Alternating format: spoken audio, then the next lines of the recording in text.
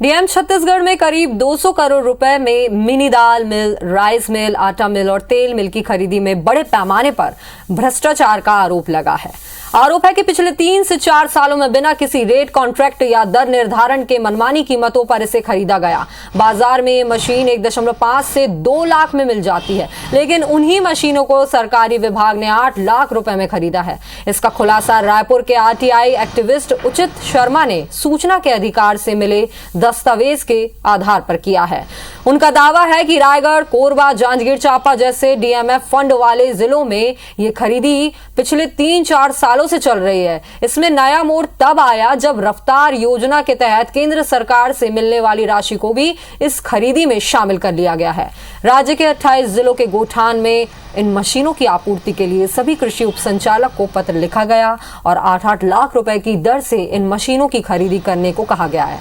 इस खुलासे के बाद आरोप और प्रत्यारोप का सिलसिला शुरू हो गया है।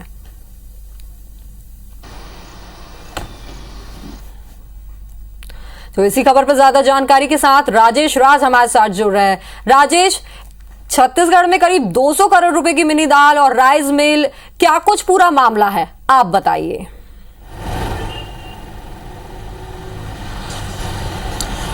देखिए, बहुत गंभीर मामला कह सकते हैं और ख़ास करके जो खरीदी में भ्रष्टाचार के आरोप लगते रहे हैं उसी से जुड़ा एक मुद्दा है। और ये मुद्दा हुआ है सूचना के अधिकार के तहत जो दस्तावेज मिले उससे खुलासा हुआ। आरटीआई एक्टिविस्ट का दावा ये है कि पिछले 3 से 4 सालों में जो डीएमएफ फंड होते हैं, जो खनिज न्यास के फंड आते हैं, और उन फंड से खरीदी की गई खरीदी कोई भ्रष्टाचार नहीं होता, लेकिन खरीदी की प्रक्रिया होती है। अगर आप सरकारी विभाग में सुई से लेकर के कार तक भी खरीदते हैं तो उन हर आइटम का रेट तय किया जाता है, चाहे वो केंद्र सरकार के जेम्स पोर्टल से आप तय जो दर है उस पर खरीद लीजिए, या फिर राज्य सरकार का ई मानक पोर्टल है उस पर हर आइटम का रेट तय करके रखा हुआ है। और अगर वो भी नहीं है तो CSIDC की एक पोर्टल है जिस पे तमाम ऐसे प्रोडक्ट या सेवाएं या उत्पाद हैं उनकी रेट तय कर दी गई है। और अगर इन तीनों जगहों से भी कोई रेट आपको नहीं मिल पाता किसी सामान का, तो उसका रेट आप टेंडर के जरिए तय कर लीजिए। जो चीज़ खरीदना चाहते हैं उसका टेंडर बुला लीजिए,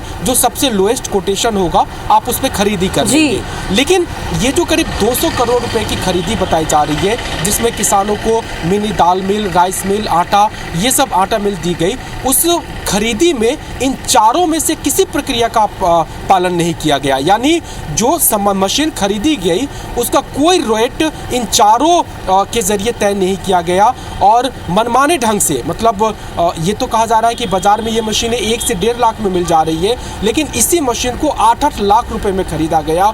और खरीदा गया तो क्यों, इतनी जल्दबाजी क्यों थी? खरीदना ही था तो रेट कॉन्ट्रैक्ट क्यों नहीं कर लिया आपने?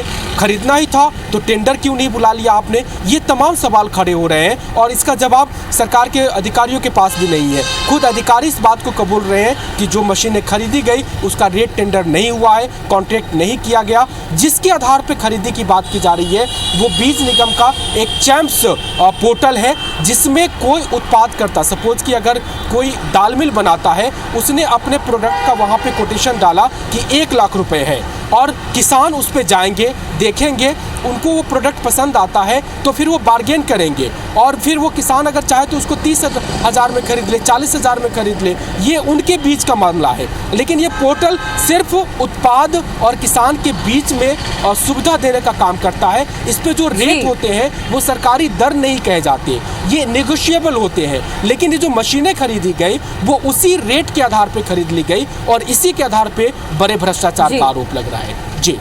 जी बिल्कुल, जैसा कि देखा जाए 1.5 से 2 लाख की मशीनें 8 लाख में खरीदी की जा रही है। एक बड़ा इसमें अंतर नजर आ रहा है जो कि चिंता का विषय है। बहुत बहुत शुक्रिया तमाम जानकारी के लिए।